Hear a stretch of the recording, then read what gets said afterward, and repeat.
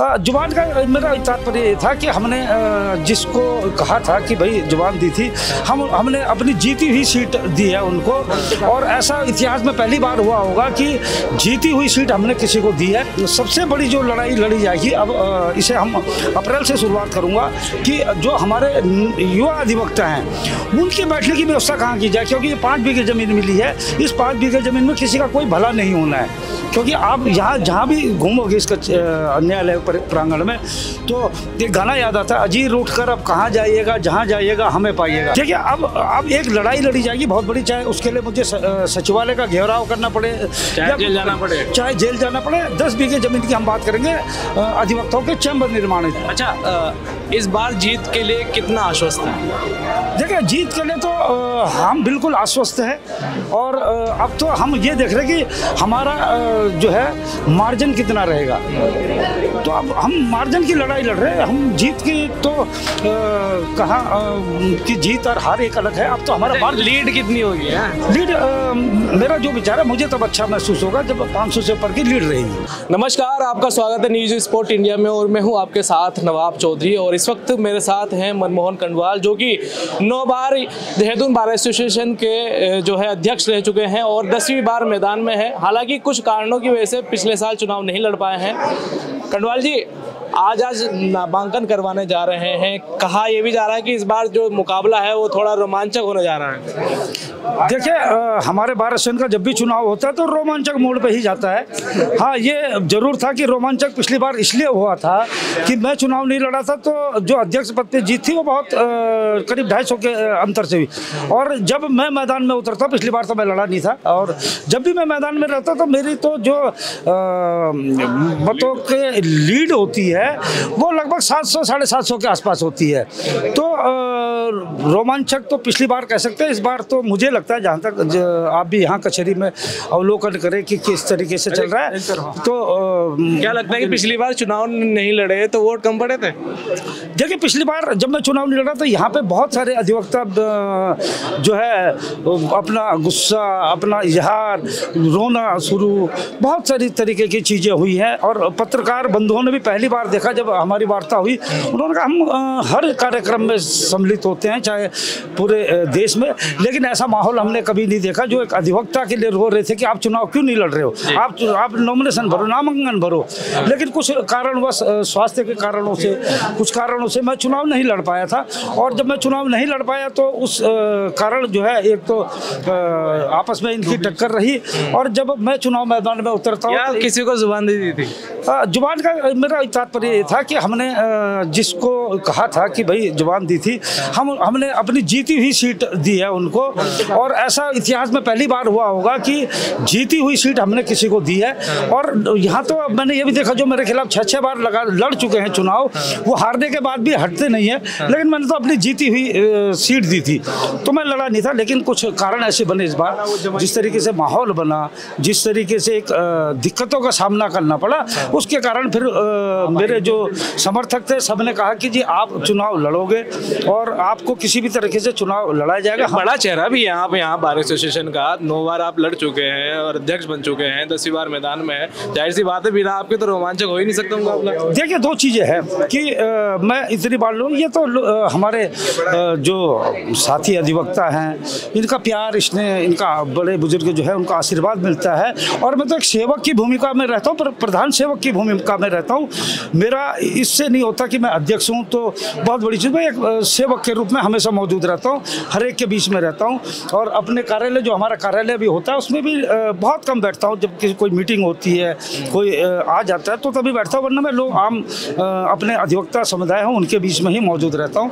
अब मैं पिछले साल चुनाव नहीं लड़ा, लेकिन उनके बीच में ही मौजूद रहा, हर समय मौजूद रहा। तो इतना विश्वास वो जताते हैं और इसीलिए चुनाव लड़ाया था इस बार वो भी मैदान में है आपके सामने। देखिए, जिन्हें चुनाव आपने लड़ाया, चुनाव जिन्हें चुनाव मैंने लड़ाया था वो भी मैदान में है। और देखिए, मैंने कोई वार्ता नहीं करी, अब उनकी इच्छा है, वो 10 बार लड़े, 5 बार लड़े, तो हमने कभी आपसे कोई बात नहीं हुई कि हाँ आप चुनाव लड़ेंगे तो मैं बैठ जाता हूँ, क्योंकि आप बड़े सीनियर वकील भी हैं और यहाँ के प्रधान भी रहे हैं काफ़ी लंबे समय से? देखिए ज़रूर वार्ता हुई थी, लेकिन मैंने स्पष्ट कह दिया था कि देखिए जो यहाँ के हमारे अधिवक्ता समुदाय है वो नहीं चाह रहा है, वो चाहता है कि आप चुनाव लड़ें, आप इस पद पर पुनः आएँ। तो ये मैं इस पद पर नहीं आता, बल्कि ये एक हमारा अधिवक्ता समुदाय है, वो सारे मेरे लिए अध्यक्ष हैं। और जब वो मेरे लिए अध्यक्ष है तो स्वाभाविक सी बात है, मैं एक सेवक की भूमिका में आ जाता हूँ। मैं प्रधान सेवक हूँ और हमेशा से इसी बात पे रहता है कि भाई जब लोग नहीं माने तो मैं किसी की कैसे भावनाओं को संतुष्ट कर सकता हूँ।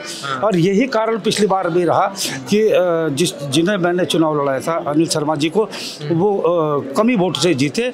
और क्योंकि कई लोगों का गुस्सा ये था कि ये नहीं लड़े तो वो दूसरी तरफ भी चले गए थे, कुछ लोग इधर भी आ गए थे। अब सब मैंने अपने परिवार को संभाल लिया है, सारा परिवार हमारा एक हो गया है जो था, और निश्चित तौर पर बड़ी अच्छी जीत जीतेंगे। और ये कोई छोटी मोटी नहीं कि कुछ वोटों से या किसी चीज़ से अच्छी जीत जीतेंगे। और आज जिस तरीके से वातावरण बना हुआ है, आज तो नॉमिनेशन भी अभी हमने जमा नहीं किया है, तो जिस तरीके से माहौल बना हुआ है, एक अच्छा माहौल बना हुआ है और अच्छा लगता है कि हाँ भाई कि कोई चाहने वाले तो हैं हमें। तो याद तो अच्छा, पिछला जो साल रहा है कैसा रहा है आपकी नज़र में, क्योंकि आप 9 साल का आपका एक्सपीरियंस है और पिछले 1 साल का कार्यकाल कैसा रहा जो अध्यक्ष रहे हैं? देखिए इस साल में मेरे ऊपर जिम्मेवारियां बहुत ज़्यादा आ गई थी। मेरे ऊपर जिम्मेवारियां ये आ गई थी कि कोई भी अधिवक्ता बीमार रहता था या उनके परिवार वाला कोई बीमार रहता था तो मेरे अस्पतालों के ज़्यादा चक्कर लगे। किसी को कभी ब्लड की ज़रूरत पड़ी, किसी को कुछ पड़ी, तो मेरा जो है परिवार के साथ ही पूरा साल गुजरा। मैं तो हर पिछले कई वर्षों से सुबह 8:30-9 बजे यहाँ कचहरी में आ जाता हूँ और रात को यहाँ से जाता हूँ, चाहे वो होली हो चाहे दिवाली हो। जो अध्यक्ष थे पिछले साल, अब तो नामांकन चल रहा है, तो अब हालांकि अभी भी वही हैं, तो उनके कार्यकाल को कैसे देखते हैं? देखिए हम एक राजनीतिक दौर है, हम मान लीजिए उनके पक्ष में नहीं बोलेंगे, वो हमारे पक्ष में नहीं बोलेंगे, पर एक ये आम जो हमारे अधिवक्ता है वो बताएंगे कि पिछले साल कैसा रहा और जब मैं अध्यक्ष पद पर रहा तो वो साल कैसा रहा, क्योंकि वो मुझे मानते थे। और निश्चित तौर पर काफ़ी सारी समस्याएं ऐसी है जो कई हमारी न्यायपालिका से भी जुड़ी हुई हैं, जो आज ये राष्ट्रीय लोक अदालत लगाई जाती है, ये नामात्र की होती है।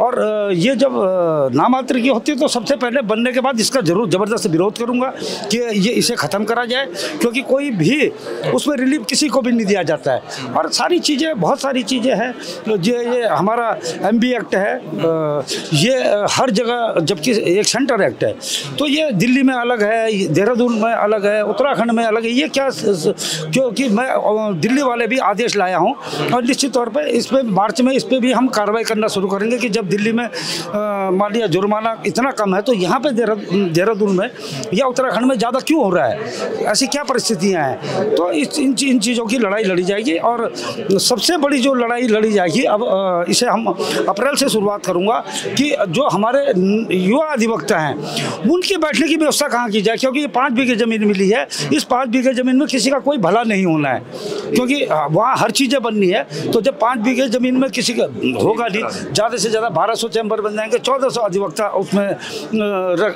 आएंगे, तो फिर बाकी अधिवक्ता कहाँ जाएंगे? क्योंकि आप यहाँ जहाँ भी घूमोगे इसका न्यायालय प्रांगण में तो ये गाना याद आता है, अजीर उठकर अब कहाँ जाइएगा, जहाँ जाइएगा हमें पाइएगा। आप यहाँ से भी ऊपर चढ़ेंगे तो ये महिला अधिवक्ता, हमारी महिलाएं बैठती हैं, ये अधिवक्ता कक्ष मेरे ही द्वारा बनाया गया था, बोर्ड लगा हुआ है। और भोले जी महाराज की कृपा से उस समय स्वर्गीय अनिल गांधी जी हमारे सचिव हुआ करते थे। ये सामने वाली बिल्डिंग जो है, आपकी जोड़ी भी बड़ी तगड़ी रही है। देखिए वो कहते हैं कि हम तो राम बलराम की जोड़ी मान लो या जो भी मान लो, ये वाली बिल्डिंग भी हमारे समय की बनी हुई है, CGM के सामने वाली बिल्डिंग भी हमारे समय की बनी हुई है, ये जो बाथरूम बने हुए ये भी हमारे समय के बने, ये जो लाइब्रेरी का 1 साल में कुछ हुआ ही नहीं है यहाँ पे कोई नया डेवलपमेंट? इस बारे में नया डेवलपमेंट तो देखिए, ये 2021 में 5 बीघे जमीन हो चुकी थी, जिनके पत्र हम पे मौजूद हैं और जिला जज साहब की गार्ड फाइल में भी मौजूद है। ये तो 2021 में 5 बीघे जमीन हो गई थी, लेकिन लड़ाई तो लड़ ली है। और जब कभी मैं पहले उपाध्यक्ष रहा हूँ तो अधिवक्ता के मरने में 5,000 रुपये मिलते थे। तो फिर मुझे बड़ा एक अचंभा सा लगा, एक झटका सा लगा। मैंने कहा हम किसी की क्या मदद कर पा रहे। तो आज जो 4-4.5 लाख रुपए हम लोग देते हैं तो सब मेरे कार्यकाल में है। तो कभी किसी ने कोई ईंट नहीं लगाई है, किसी ने कुछ करा नहीं है। तो आम अधिवक्ता समुदाय जानता है। अब मुझे तो युवा अधिवक्ताओं की लड़ाई लड़नी है, उनके लिए मुझे आगे आना है कि नए बच्चों का भविष्य क्या होगा। उन बच्चों के लिए गाइडेंस की भी जरूरत पड़ेगी, जाहिर सी बात है, एक्सपीरियंस। देखिए सबसे बड़ी बात है हम एक संरक्षक की भूमिका में भी होते हैं। हमारे लिए बच्चे हैं वो, तो बच्चे हमारे लिए सब बराबर है। ऐसा नहीं कि किसी को हम बहुत ज़्यादा वो करें और किसी को हम बिल्कुल छोड़ दें, किसी को लावारिस नहीं छोड़ेंगे सारे। क्योंकि संरक्षक की भूमिका में रहूँगा तो इन बच्चों का भविष्य की उम्मीदें करूँगा कि इनका भविष्य बड़ा अच्छा हो, सारी चीज़ें हों, ये सफल ज़िंदगी जिएँ। तो ये मेरा सबसे बड़ा वो है। एक एजेंडा बता दीजिए जो आपके कार्यकाल में आप करने वाले हैं, जो लगता है कि बहुत बड़ी समस्या है, उसका निवारण होना जरूरी है। देखिए अब एक लड़ाई लड़ी जाएगी बहुत बड़ी, चाहे उसके लिए मुझे सचिवालय का घेराव करना पड़े, चाहे जेल जाना पड़े। 10 बीघे जमीन की हम बात करेंगे अधिवक्ताओं के चैम्बर निर्माण है। तो 5 बीघे में कोई भला नहीं होना है, तो 10 बीघे जब तक नहीं होगी तब तक कुछ नहीं हो सकता। तो और भी लड़ाइयाँ हैं, नए बच्चों का क्या भविष्य होगा और क्या न्यायपालिका जो है हर हिंदुस्तान के हर राज्य में क्यों अलग अलग जो है आदेश कर रही है, क्यों उत्तराखंड में क्यों नहीं वो आदेश हो पा रहे। इस बारे में भी काफ़ी लड़ाई लड़ी जाएगी। और एक सबसे बड़ा जो गंभीर मुद्दा है मानव समाज और पशु समाज जो है, आज हम मानव समाज जो है पशु समाज से भी नीचे हो गया। और इस बार मार्च से भगवान न करे कभी किसी अधिवक्ता की अगर कोई मृत्यु होती है तो हम सुबह से ही कंडोलेंस कर देंगे, कोई कार्य नहीं करेंगे, कार्य बहिष्कार रहेगा। चाहे उसके लिए जेल जाना पड़े, चाहे उसके लिए कंटेम्प्ट झेलनी पड़े, वो झेलूंगा। अच्छा, इस बार जीत के लिए कितना आश्वस्त है? देखिए जीत के लिए तो हम बिल्कुल आश्वस्त हैं। और अब तो हम ये देख रहे हैं कि हमारा जो है मार्जिन कितना रहेगा। तो अब हम मार्जिन की लड़ाई लड़ रहे हैं। हम जीत की तो कहाँ कि जीत और हार एक अलग है। अब तो हमारा लीड कितनी होगी? लीड मेरा जो विचार है, मुझे तब अच्छा महसूस होगा जब 500 से ऊपर की लीड रहेगी। अच्छा, तब मजा आएगा। सबसे बड़ी खास बात आज आपको एक बता दूं मैं कि आज नामांकन है मनमोहन कण्डवाल सिंह का, और आज धोती कुर्ते में पहुंचे हैं। मैं कहूंगा कि एक बार जरा थोड़ा सा दिखा दे। धोती कुर्ते में आज नामांकन कराने पहुंचे हैं। और भी यहाँ पर जो है नौजवान वकील हैं, उनसे हम बात करेंगे। सौरभ ममगई यहाँ पर है, सौरभ से बात करेंगे। सौरभ, आज नामांकन है कण्डवाल जी का, किस तरह से देखते हैं? जो युवा वकील है वो क्या सोचते हैं? देखिए, जिस प्रकार से पिछले 9 वर्षों से लगातार जो मनमोहन कण्डवाल जी हैं, उनकी लोकप्रियता किसी से छिपी तो है नहीं। और जो अधिवक्ता हैं, चाहे वो यंगस्टर्स हों चाहे पुराने हों, सभी लोगों में जो है उनके प्रति जो है एक माहौल है। और चूंकि पिछले वर्ष जो है मनमोहन कण्डवाल जी जो है मैदान में नहीं थे, इस वर्ष जो है मैदान में आ रहे हैं, तो एक अलग ही उत्साह युवाओं में जो है देखने को मिल रहा है उनका। तो क्या लगता है जो पिछले साल का जो रहा है कार्यकाल, वो मतलब युवाओं के मुताबिक रहा या नहीं रहा? देखिए, उसमें तो हम कोई टिप्पणी नहीं करेंगे। और जहाँ तक युवाओं की बात है, उसमें जो नई कार्यकारिणी चुन करके आएगी, उसमें युवाओं का जो है कार्यकारिणी का बनता है कि वो देखें युवाओं के लिए। यहाँ पे नीले भी हैं, नीले कुकरेती बड़े नौजवान वकील हैं। क्या कहेंगे, आज नामांकन करने जा रहे हैं कण्डवाल जी, और किस तरह का जो है जोश है युवाओं में? पहले तो मैं बहुत बहुत शुभकामनाएं देना चाहूँगा मनमोहन कण्डवाल जी को, क्योंकि एक वर्ष के का कहते हैं ना कि गैप के बाद वापस मैदान में आए हैं। तो युवाओं में और पूरी कचहरी में एक उत्साह है कण्डवाल जी के प्रति, जो काफ़ी वर्षों से रहा है, क्योंकि इन्होंने हर वर्ग के हर वकील के लिए काम करा है। चाहे वो इनकम टैक्स वर्ग से हों, चाहे वो सिविल साइड से हों, चाहे वो क्रिमिनल साइड से एडवोकेट हों, हर वकील के लिए हर किसी न किसी रूप में इन्होंने लगातार प्रयास करे हैं और कार्य करे हैं, जिससे वकीलों में काफ़ी उत्साह है। और मुझे पूरी उम्मीद है कि कण्डवाल जी इस वर्ष भारी मतों के साथ विजयी रहेंगे। और भी लोग हैं, उनसे हम बात करें। आप थोड़ा आगे आएंगे। कण्डवाल जी जो है आज नामांकन भरेंगे और कह रहे हैं कि इस बार जो चुनाव थोड़ा सा रोमांचक होने वाला है। जी, मेरा कहना सिर्फ इतना है कि जो कण्डवाल जी एक ऐसा चेहरा है कचहरी का कि वो हमारे प्रधान ही नहीं, वो हमारे लिए जितने भी युवा हमारे एडवोकेट्स आ रहे हैं इस प्रोफेशन में, तो तो वो हमारे लिए एक गार्जियन के रूप में आते हैं हमेशा। आज से नहीं, मैं पिछले 7 साल से इस प्रोफेशन में हूँ और हमेशा हम ये देखते हैं कि कण्डवाल जी एक कहते हैं कि एक गार्जियन की तरह हमारे सिर पे रहते हैं। और आज तक कचहरी में जितने भी हमने अपने सामने अच्छे कार्य होते हुए देखे हैं और जितने भी वकीलों को आगे बढ़ते हुए देखा है, तो उसके पीछे कण्डवाल जी का याद रहा है मैक्सिमम रूप से। क्या लगता है इस बार जो है कण्डवाल जी भारी मतों से जीत पाएंगे? बिल्कुल बिल्कुल बिल्कुल, कण्डवाल जी ही आ रहे हैं और हमें तो जीत की तैयारी अभी से ही है और आगे भी देखना कि नेक्स्ट ईयर भी कण्डवाल जी ही आएंगे। आप क्या कहते हो भैया? मेरा कहना तो यही है कि इस कार्यकाल में भी जैसे भी हमने देखा कण्डवाल जी अध्यक्ष नहीं रहे, उसके बावजूद भी हमारे ऊपर इनका हाथ रहा एज ए गार्जियन। और कभी भी अधिवक्तागण को, जितने भी हमारा यूथ है, जो उनको भी कोई भी समस्या आई है तो वो हमारे साथ बिल्कुल कदम से कदम मिलाकर हमसे आगे खड़े हुए हैं। हमारी सभी समस्याओं का निवारण उन्होंने किया है, तो जाहिर सी बात है उनकी जीत इस बार निश्चित है। युवा वकील है हमारे साथ, आपका क्या नाम है? संकल्प चतुर्वेदी।